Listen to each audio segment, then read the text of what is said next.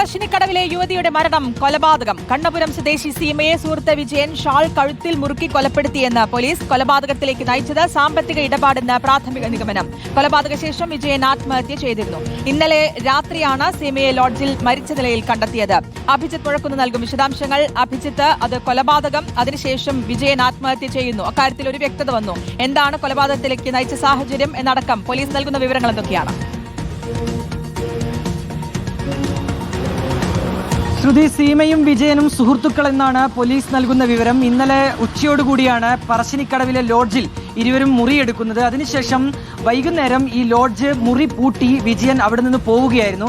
രാത്രിയാണ് ഹോട്ടൽ അധികൃതർ ഈ സീമ ഹോട്ടൽ മുറിക്കകത്ത് മരിച്ചു കിടക്കുന്ന നിലയിൽ കാണുന്നത്. തുടർന്ന് പോലീസിനെ വിവരം അറിയിക്കുകയും പോലീസ് എത്തി നടത്തിയ പരിശോധനയിലാണ് പിന്നീട് ഈ വിജയനെ മാട്ടൂലിൽ തൂങ്ങി മരിച്ച നിലയിലും കാണുന്നത്.